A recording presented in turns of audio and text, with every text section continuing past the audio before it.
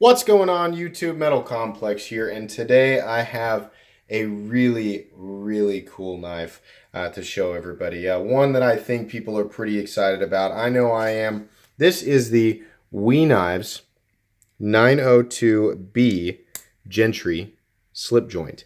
So it's no secret that right now there is a massive popularity in really high-end slip joints. Case knives and I suppose Queen Cutlery, definitely GECs or Great Eastern Cutlery. Those knives, have kind of dominated the traditional market for a while, and I'm sure there are other brands that I've left out, but all of a sudden, it's in my actually this is just my perspective. In my perspective, you have kind of the slip joint world or the traditional world of folding knife collecting, and then you have the modern or modern tactical world of folding knives. And here lately, a trend has started where some knife makers have explored in the hybridization of these two different worlds. And companies like when dipping their toes in the water, have come up with knives like the Gentry here, which is a fantastic example of what that type of experimentation and mixing can have, what the outcome of that is. It's fantastic. I have a lot of really cool things to say. Before we get too far, full disclosure, this as well as the 905A Scamp were both provided for by We Knives, so thank you, We Knives. I am going to do my best to not let that affect the outcome of my view of these knives, which it really shouldn't be that hard. I'm not, there's other than the knives themselves, there's nothing more being provided, so I will give you my honest opinions about these knives. Just remember, they are just my opinions. Anyways, let's go ahead and do some specs on this beautiful folding knife. Overall length, we have just under 8. It's going to be about 7 3/4, it looks like, overall on the length there. Let's do the blade. Blade length on this guy. Actual cutting edge is about 3 inches. Realistic blade length, though, it's just shy of 3.5. I think the official blade length is 3.45, but you can see there the cutting edge, which is going to start right there, is going to be about 3 inches. Interesting. Let's do some size comparisons with some other knives. Of course, first up, we have the Ontario Rat Model 1 coming in at 8.6 inches. You can see there, this is a large slip joint folding knife. Next up, we have the Spyderco Paramilitary 2 coming in at 8.3 inches overall. And next up, we have the Benchmade Griptilian coming in at 8 inches overall. We're getting close there in size. So fans of the Benchmade Griptilian or owners of the Benchmade Griptilian, you can see there's your length. Is roughly, we're in Griptilian territory. Next up, we have the Spyderco Delica coming in at 7 inches overall, so longer than Spyderco Delica, just because it's out and it's absolutely going to be in the next video. This is the WE Scamp. This is the 905A. Both of these knives, by the way, the black one, the Gentry, that's the 902B. There is a 902A, which is the satin finished version instead of the black version. And the Scamp you're looking at is the 905A. There is a 905B with a black blade. So if you like one or one or the other of these knives, how they look, you just want a different finish, they do each come in a satin or black finish. I want to do individual videos for each of these knives, but at the end of the second video for this one, which should be immediately after whenever I upload then the next video that I upload will be about this one. I will do like compare and contrast between the two, because it's really important, I think, that we do that between these two knives. But for now, we're going to focus on the big guy here. And the last one, just because I think this is a slip joint that a lot of people have and would enjoy seeing a comparison with, the Cadet, the Swiss Army knife, or Victorinox Cadet.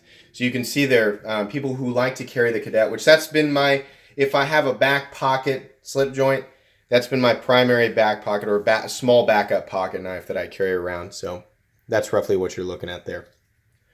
Let's weigh the knife here real quick. Always enjoy doing that. This is a pretty light knife. I'm interested to find out. I have not looked up the official weight, so I'm interested to see here. 1.9 ounces. Let's go again. 1.9 ounces. Unbelievably light knife, as to be expected. Awesome. Real quick, let's go over the price. This particular one, I gotta be honest, I haven't looked up the price of the satin finished one. This version, the 902B, is going on Blade HQ for $188. Let's go over materials here real quick. You do have a CPM S35 VN blade. Blade stock thickness, pretty thin. Let's go against the Spyderco Delica. This is a very thin blade, just to give you an idea. I don't know the exact thickness of the blade, but just wanted to give you an idea there. So you have bronzed finish hardware. You've got a titanium bolster that does have the similar to the same black finish that's on the blade. By the way, these finishes are hand finished. I don't know what the black is. I don't know if it's an acid washing or how they achieve that, but these lines here, these horizontal lines, are apparently that's done by hand. So imagine the same thing on the bolster here, which is titanium. Then you have a beautiful carbon fiber inlay. You can see there it is carbon fiber all the way through. Beautifully laid into the titanium. No awkward gaps. It's to be expected, I guess, with WE knives. I'm getting better at not calling them WE knives. Really, really beautiful, seamless. Everything is just nice and flawless. The contrast there with the bronze looks really nice up against this dark sort of, it's like black or like kind of gunmetal-y, but it's got the lines in there where it almost looks like it could be wood grain, but then you hold it and you realize it's titanium, and it's just, it's very satisfying. And then your traditional, it's, I don't know what you call this. You don't really call it a backspacer on a slip joint, but this component right here, and then the other side, of course, mirrors the front. You do have a nice large, well, for this knife it looks large. It's actually a pretty small lanyard hole, but you can definitely get your standard 550 paracord through there if you want to. And then I don't know if we're going to be able to see the inside, but there is no blade play on this guy at all. That is so awesome, because every nice slip joint I've ever handled, most of them have a little bit of blade play. This does not have. I'm going to check it again. No blade play. That's so satisfying. I love that. Here's the other thing that's great that I love about this knife. It is centered. Beautiful. No rubbing. Awesome. So I am not an expert on slip joints, but I do know people always ask about, how does it fit up against this component right here? This looks to be perfectly straight. People also ask, how much tension before I have to release it. And I think Nick Shabazz talks about, if you move it a little bit, can you release it and does it go back? So there is no like pushing on this and it's going to stop like at a small angle or anything. Any little bit of pressure I can apply here, if I let go, it's going to go right back out to the locked position. Moving it to the mid stop there, perfect 90 degrees. It's not a crazy amount of pressure that I have to apply to get it to go to the mid stop or from the mid stop down to the closed position. It's a nice medium, yet firm feeling tension, I guess, if that makes sense. It's very, very satisfying for a slip joint to move from here to here and to know that it's solid, but it doesn't take so much force that you're worried about your hand slipping or dropping the knife while you're doing it. It just feels solid. I mean, the execution here is fantastic. Again, I am not an expert on slip joints, but from the perspective of somebody who's handled a lot of really, really nice knives, it's very refreshing to move into this hybridization of, modern tactical and old school slip joint, and hold something like this and be like, wow, that feels good. I could justify carrying this. So that's awesome. Really, really, really love that. So my biggest issue, of course, with slip joints, given that I'm somebody who carries a normal modern tactical folding knife, is that it doesn't have a pocket clip. But, I do like to carry the Cadet in my rear right pocket. And a lot of times I carry it because, number one, I don't need to carry a huge folding knife or get out a huge folding knife all the time. And what I mean by that is sometimes, whatever I'm going to cut, I mean, let's be honest, most of what I'm going to cut throughout the day, it really doesn't require a 3.6-inch blade. I carry it because I enjoy carrying whatever it is that I'm carrying. Sometimes I can get the job done with a little blade like this, and that's totally fine. Also, sometimes I get asked to, by somebody who's not a knife person, hey, can I borrow your knife? And I like having the cadet in there as a backup. Now, this knife I could absolutely carry as a backup as well, but it wouldn't be the type of knife that I would want to hand to somebody, to save my nice knife, because this itself is a nice knife. But I still would carry this in my back pocket. And the reason is, and this is just me, this knife folded up, carried in my front pocket. Imagine here, because I don't have a pocket to show you, your knives with a pocket clip are going to carry, get it to focus, like this. But what happens is with a slip joint in your front pocket is it sort of turns like this and it's awkward. Now, in my back pocket, I don't mind it laying down at the bottom of the pocket like this. I don't mind that at all. So if I were to EDC this, that's exactly how I would carry it. And lately I have this odd draw to slip joint folding knives. I think, part of me is just enjoying the exploration and a hobby and an interest that is ever expanding and ever growing and ever changing. I like it when there are new trends and new styles and things, even though this modern tactical hybridization of old school slip joints is not, it's not old, but it's not new. I mean, it's been happening for the last year and a half. I enjoy this. I enjoy that it's happening. I'm excited to see where it goes. And because it is happening, I'm interested in it, and I find myself finding reasons to justify a knife like this, to purchase a knife like this. And I gotta say, these two that I'm looking at here are the two most compelling reasons I've seen so far to make a purchase like this. In terms of the price and the materials, WE knives are made in China. They have legendary fit and finish at this point. I don't think there's any denying, for the most part, WE Knives has amazing fit and finish, and I finally have some knives in front of me that I can use to be able to say, yes, I agree with that. I can see it. Titanium, carbon fiber, CPM S35VN, great tolerances, solid, well, not really lockup, but no blade play, at least left and right. Great centering. All that's there. All of that's present. So I think $188 is a justified price for this knife. I would have liked to see it a little bit less, but truthfully, I can say that about anything. If somebody were to tell me, like, hey, what would you pay for like a titanium and carbon fiber slip joint knife?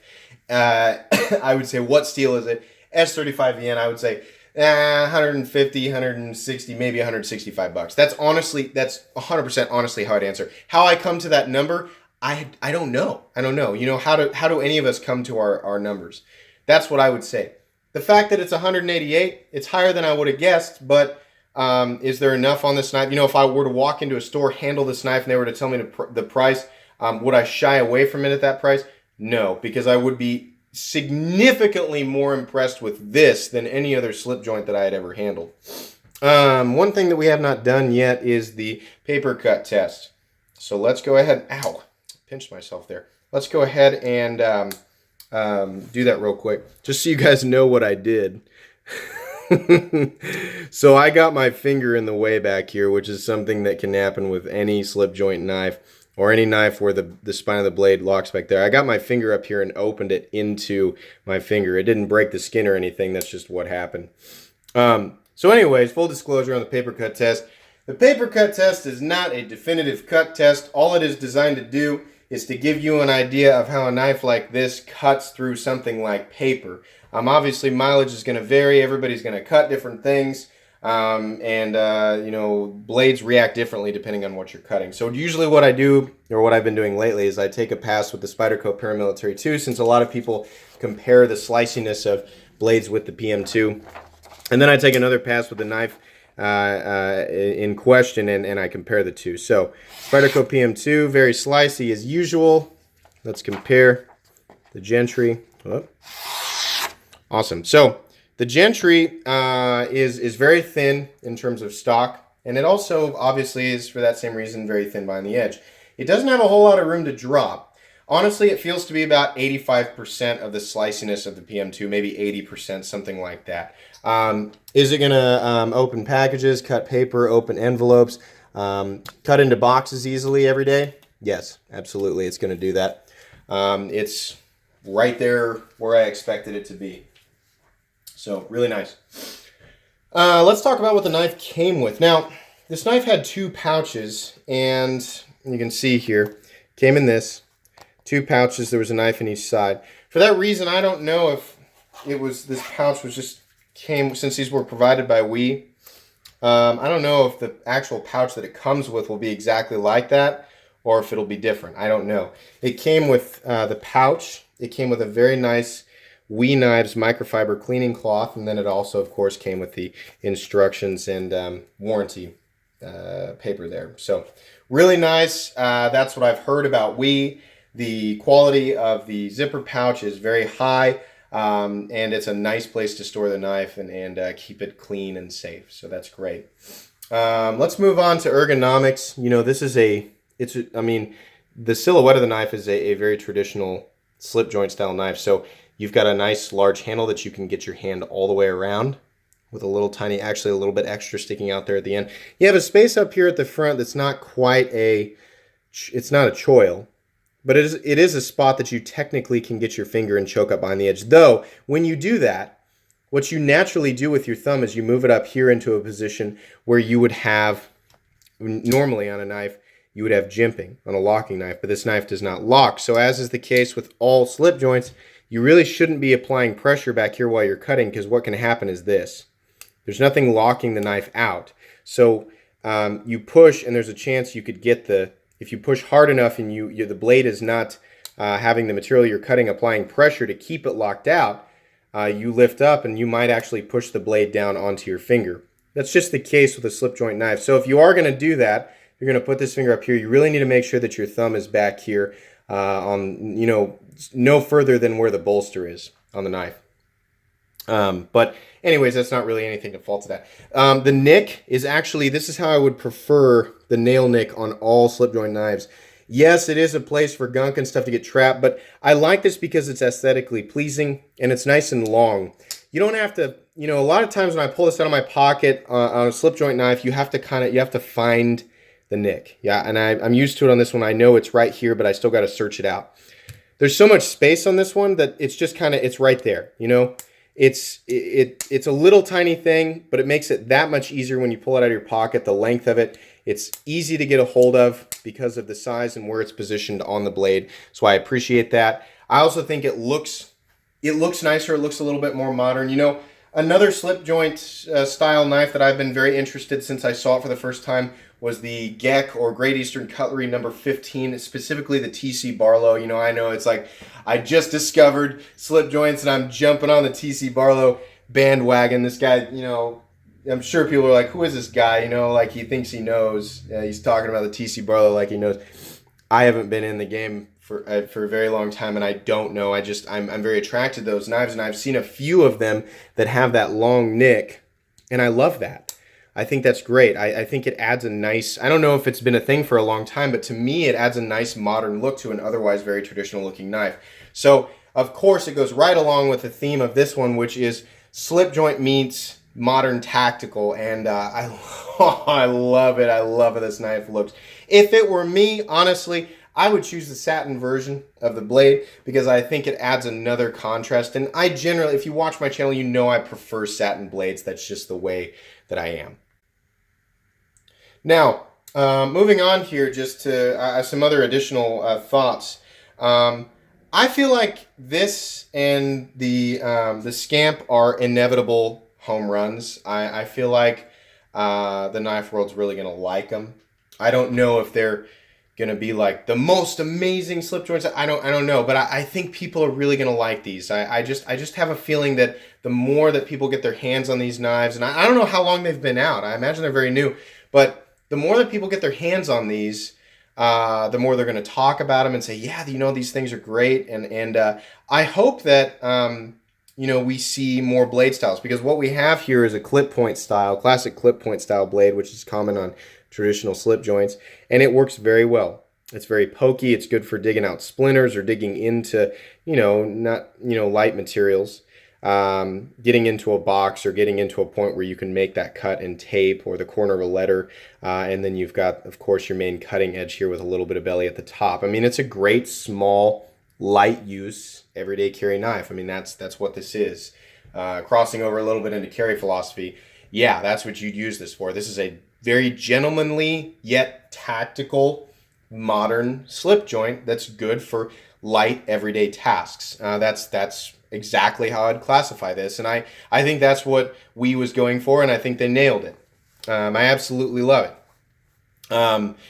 I would like to see some more blade shapes. I would love to see like a classic. I guess it's like the rope knife blade that you see on some Gex and things.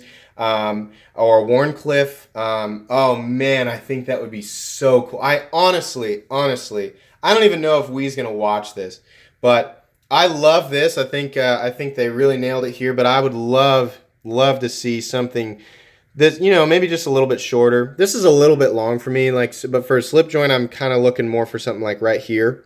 But same, like the bolsters and the carbon fiber. Perfect. Absolutely love it. Love the finish on the hardware. Really like that. But that exactly with a satin Warncliffe or more sheepsfoot style blade. Oh man, that would really do it for me. You would have a direct purchase from me right there. And I'll tell you what, I'm very compelled by this one and the Scamp as they are. So very interested to see where this goes. Hopefully these knives take off and we get to see a whole bunch of different variants.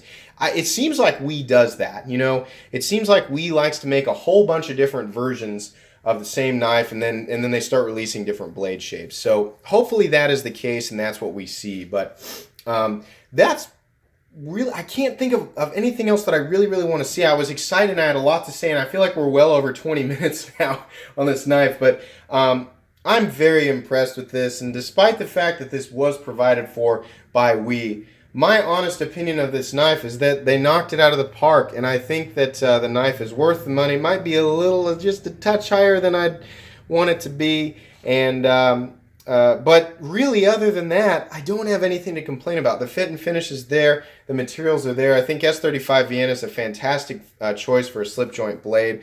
The look and everything, they captured it. They even gave you, Torx head screws so that I imagine you can take this knife completely apart. By the way, actually, let's talk about the inside of this. I was looking in here.